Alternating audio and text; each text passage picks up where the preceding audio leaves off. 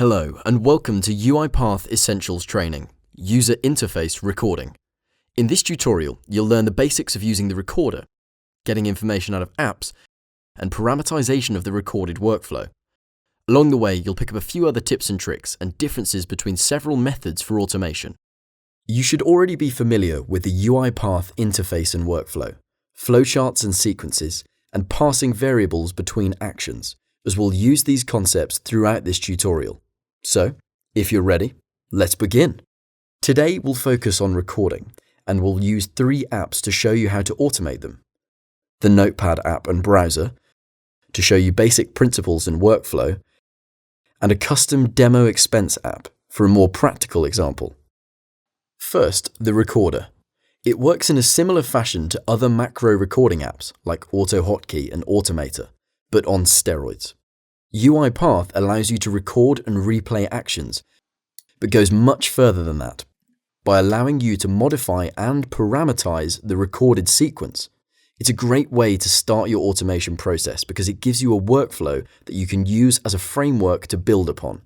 UiPath has 4 types of recording: Basic, Desktop, Web, and Citrix. Basic and Desktop are almost identical in behavior, with a small difference that we'll learn about in a minute. They're used for recording most desktop applications that you may work with. Web recording is very similar to the first 2, but made for the specific requirements of browsers and web apps.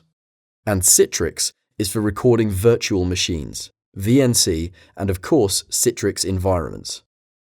Whilst at its core it's fundamentally different from the other 3 methods, most actions have similar counterparts in all types of recording. Let's see a basic example of writing something in Notepad and changing the font. Not anything groundbreaking, but it'll get you acquainted with how the recorder works for all 4 types of recording. We'll use the quick access toolbar that you learned about in the introductory training. The record button presents the 4 available recording options. Since we'll be recording Notepad, a desktop app, we can use basic or desktop recording. We'll use the basic one for now. All 4 types of recording start with this recording controller. As you can see, there are a few more actions that it can perform, but for now, click on Automatic Recorder to start recording. This blue rectangle is showing you the element that UiPath recognizes. It means that you can click it, get data from it, or otherwise interact with it. Click on the editable area. This small window pops up with a few options: special keys and modifiers that you can add, the option to hide the typed characters for password fields, and this empty field that you'll use quite a lot. Now type some text and hit enter. Then we'll go to Format, Font, and change the font to, let's say, Kandara. Then hit OK. And to stop recording, hit Escape. Then click Save and Exit, or hit Escape again to save the recording. Let's see what it looks like. The recorded sequence is all inside this block. New recordings are not connected to anything to give you the choice of how to use it. So as it is, it will not run. To connect it to the Start block, we'll right-click on it and choose Set as Start Node. Inside, you can see all the actions you performed. In this case, all 4 of them. Here's the text you entered, where you clicked Format, then Font, and how you chose the Kandara font, and then clicked OK. These images associated with each action are informative, and they don't affect the workflow in any way. They're just there to make the whole workflow easier to read, and you can change or delete them from the drop-down menu of each action. Now, let's run it to see if it all works. It looks like it typed after the text that was already there. That's because we didn't check the empty field box in the input field. We can easily fix that now by clicking on the Type Into action and checking Empty Field. And you can't see the effect the font change had because it was already set to Kandara. Let's change it to Cooper. That would be nice and visible. And let's run again.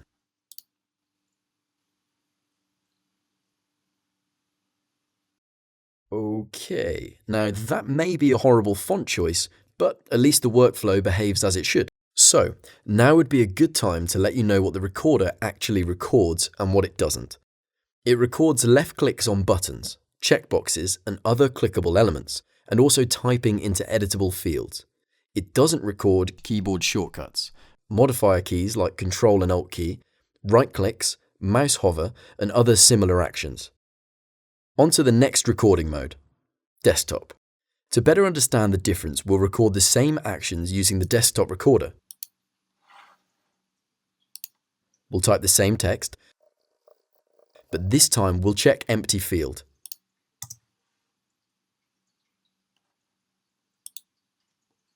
Let's also change the size instead of the font, just for variation. And hit Escape to exit the recording mode, and Escape again to save and exit. Connect this new recording to the Start node and double-click to peek inside. As you can see, while the actions performed are virtually identical, desktop recording produces a more complex workflow. In this recording mode, all actions performed are nested inside an AttachWindow container. In our workflow, there are 3 AttachWindow containers, because there are actually 3 windows. The first one is for the actual Notepad window, and it contains the typed text and the action to click on Format. The second container is for the menu that pops up. The operating system considers it a new window. And the third one is the font dialog window, where we changed the font or the size and then clicked the OK button. So, what are these containers for? They're for those special situations when you want to ensure that other windows of the same application don't interfere with your workflow.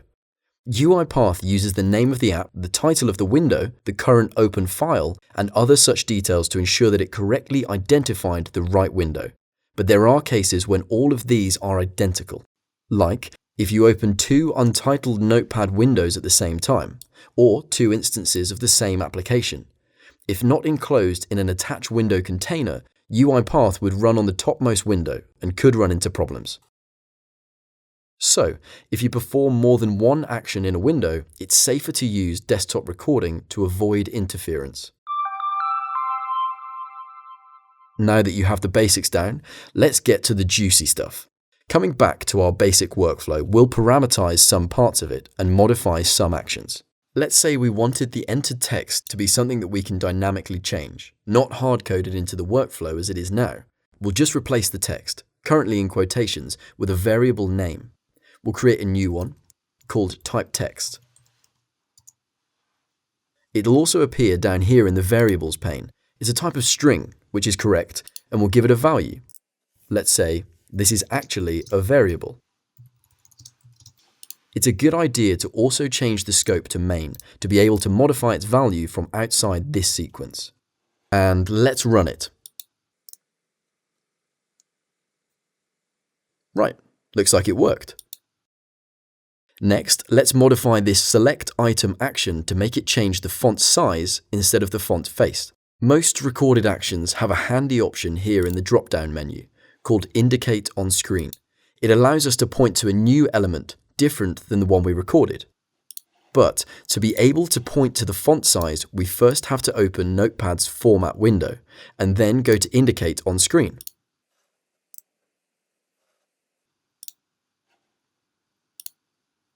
And run.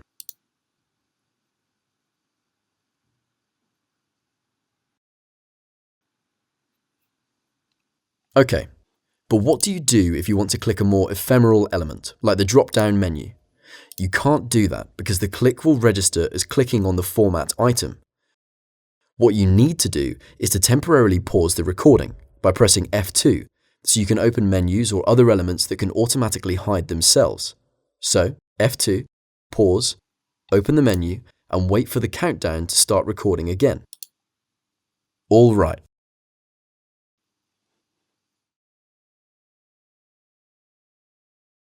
Now, let's say you want to get the current font instead of changing it. This will also get you acquainted with a new concept. Manual recording is the process of telling UiPath to do all those actions that cannot be recorded automatically. Things like keyboard shortcuts, modifier keys, getting text out of apps, finding images and elements, interacting with the clipboard, and many others that you can find in the Activities pane. So, to get to the font, we'll start a new recording. We'll open the font window as usual, but here's the difference. To add an unrecordable action, we'll hit Escape to pause the recording, then in the recording controller, we go to the action that we want to perform, in this case, text and copy text to get the current font, and we'll indicate the element we want to get. Let's continue recording to close this font window. So, hit record, then click the cancel button, then hit escape to pause and exit the recording. Let's go ahead and connect this new recording to the start node and have a look inside. All of these actions are similar to the other ones except the get text action that was introduced manually. Let's add a write line to test that it works. First, we copy the output variable from the get text action. Then we drag a write line action at the end of the workflow and paste the variable in it to print to the output.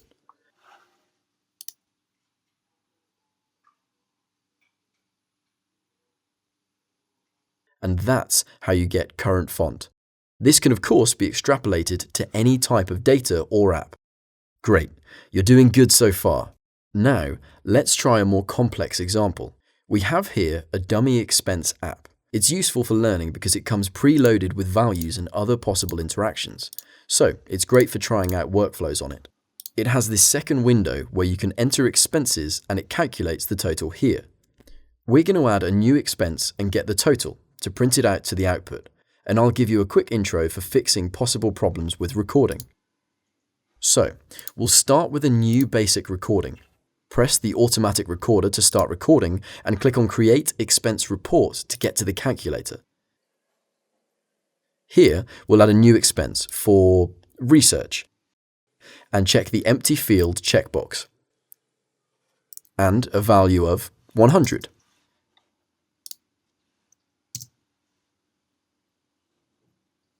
Now, just like before, we'll pause the recording by pressing escape and manually add a get text action by going to text and copy text, then click on the result. We want to close this window too, so we'll continue recording by pressing the automatic recorder again and clicking cancel to close the window. Then escape to stop and save and exit. Connect this new recording to the start node and open it up. Here are all the recorded actions: create expense, add expense, typing the new values, getting the text, and pressing cancel. Let's run it to see how it works. It looks like it works, but it's writing in the same field on the 6th row because that's where we typed. But we'll leave it as it is for now. Let's remove the add expense action because since it writes it in the same place, we don't need it. And let's change the value to 200 for testing. And we'll print the result to the output window with a write line action. Copy the output variable from getText, the one that gets the result, to the write line action.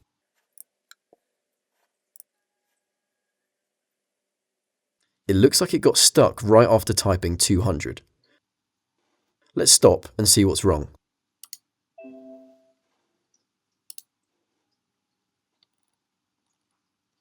Okay, so the get text is not working anymore, although it was working the last time we tested. To see what's wrong, I'll have to tell you a bit about a very important part of UiPath, selectors. Every recorded action has a selector, found here in the target section. A selector is like a recipe for finding the correct element on screen, or like a file path in Windows, except a bit more complex. So, when UiPath has trouble finding an element, check the selector to make sure that it works. This down here is the actual selector, and these are the attributes it uses to form the recipe. But you'll learn a lot more about selectors later in a dedicated training. For now, we just know that this selector doesn't work exactly as it should. Here's an easy fix. See this attached to live element here? This is almost identical to the indicate on screen that each recorded action has in the drop-down menu.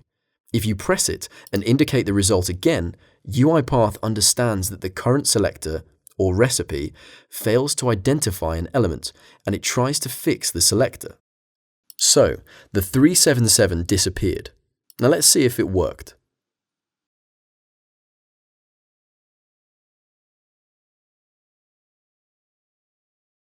And it did. We got our correct value in the output window. As always, printing it to the output is just for demo purposes. You can insert it into a database, email it, save it in an Excel file, or whatever else you may need. Next, let's see a web recording example. Of all other 3 recording modes, web recording is most similar to desktop recording, and you'll see why in a minute. For this example, we'll search for a specific stock on Google Finance and calculate the difference between the last 2 opening days. If the stock dropped more than a few points, we'll show an alert. We'll start by going to Recording, Web, and Automatic Recorder as usual. Then we'll type the name of the specific stock that we want to investigate in the search field. Let's see how Tesla is doing. Check the empty field checkbox to delete any existing text and click the search button to go directly to Tesla stock. Then we'll go to Historical Prices to get the stock price for the last 2 days. As in the previous examples, we'll press Escape to pause the recording and get the values by going to Text and Copy Text, and then again for the second value. For the purpose of this exercise, we'll also go back to the initial Google Finance page. So, Record, back button twice,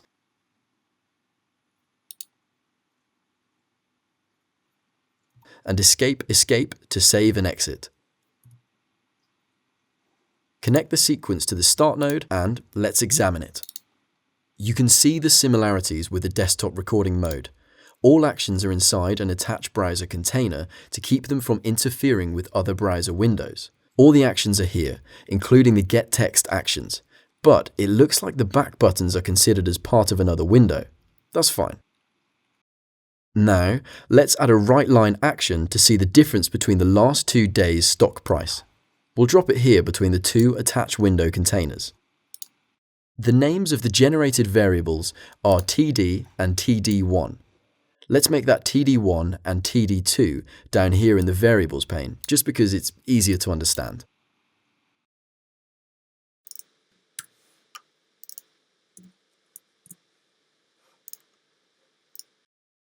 Then write TD2 minus TD1 to print the difference. And it looks like it considers the 2 values as being of type string. But that's just a guess UiPath is making, because we can see down here that the actual type is generic, which means they don't really have a specific type. So here's a trick that we'll use quite a lot, to tell UiPath to consider them numbers instead of strings. To do that, we need to start the subtraction with a number. This way, there's no confusion about the type of operation we want. Similarly, if we would want to force it to consider the operators strings, we'd start the line with a string. But in our case, we'll just add 0+ at the beginning of the operation. Let's see.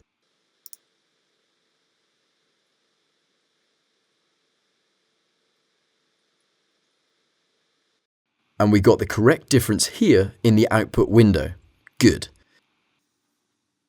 Now that that works, let's save this difference into a new variable. Let's say diff, and copy this operation here. We'll delete the write line since we don't need it anymore. We wanted to see if the price dropped by more than a specific value. Now we can do that with an if statement. If difference is bigger than, let's say, 8 points, show me a message box saying, the stock has dropped by this many points. The plus sign works for strings too, it just sticks them together. And because we started with a string, it'll know that we want to add the strings together. But diff is a number, so we need to convert it to a string by adding period to string. Don't worry, you'll learn more about strings and other formats in a later training.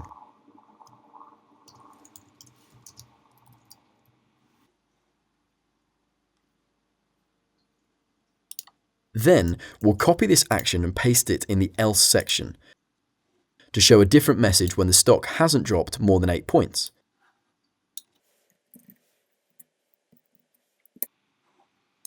Let's also see how it works for a different stock, like Microsoft, and run.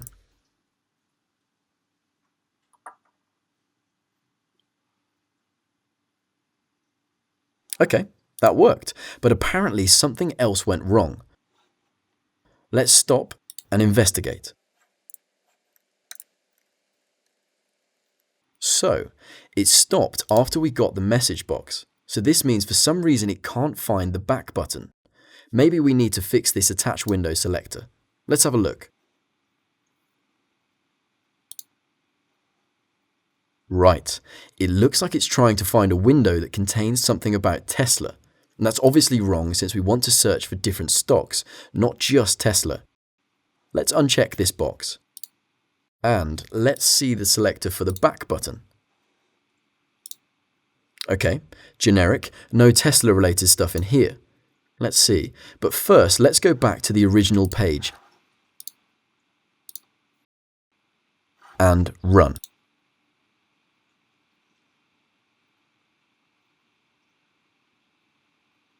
Okay.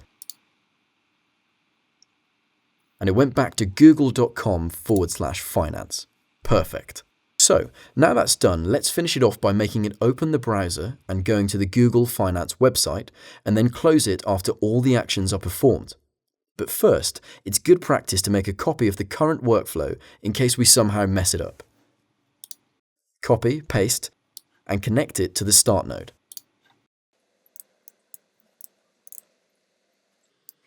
We'll add the Open Browser action at the very beginning of the workflow. It looks very similar to the Attach Browser container below, including the Do container inside it. That's quite helpful. So we'll delete this one and drag the other one in, like so. And delete this now empty container. Then we need to tell it the URL where to open the browser, in this case, Google Finance.